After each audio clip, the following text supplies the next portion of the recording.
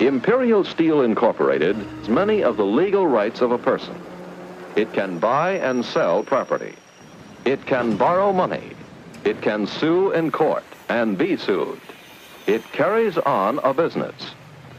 Imperial Steel, along with thousands of other legal persons, is a part of our daily living. Corporate lawyers, a century and a half ago, realized they needed more power to operate and wanted to remove some of the constraints. The 14th Amendment was passed at the end of the Civil War to give equal rights to black people.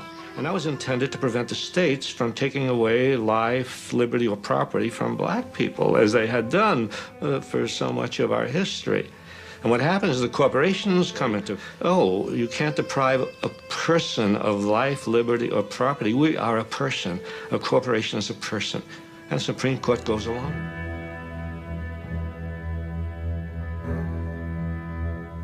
$600,000 people were killed to get rights for people. And then with strokes of the pen over the next 30 years, judges applied those rights to capital and property while stripping them from people. To have said they have no soul to save and they have no body to incarcerate.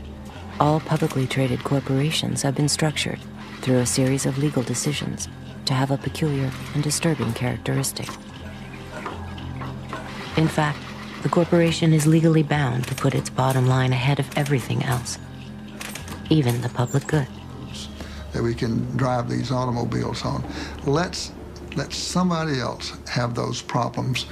And that is where externalities come from. That notion of let somebody else deal with that. The pressure's on the corporation to deliver results now and to externalize any cost that this unwary or uncaring public will allow it to externalize. It's funny that I've taught in a business school for as long as I have without ever having been asked. CEO, let's say, may really care about the environment. And in fact, since they have such extraordinary resources, they can even devote some of their resources to that without violating their responsibility to be totally inhuman. Shell Nigeria can flare unrivaled amounts of gas, making it one of the world's single worst sources of pollution. And all the professed concerns about the environment do not spare Ken Saro-Wiwa and 8 other activists from being hanged for opposing Shell's environmental practices in the Niger Delta.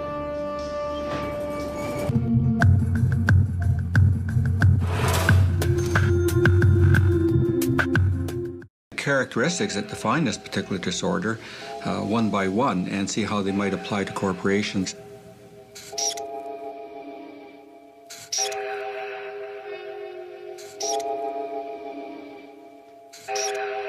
They would have all the characteristics.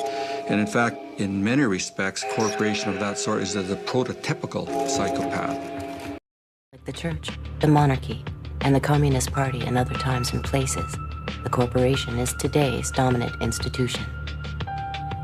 This documentary examines the nature, evolution, impacts, and possible futures of the modern business corporation. Diminishment of the environment for our grandchildren's grandchildren, generations not yet born.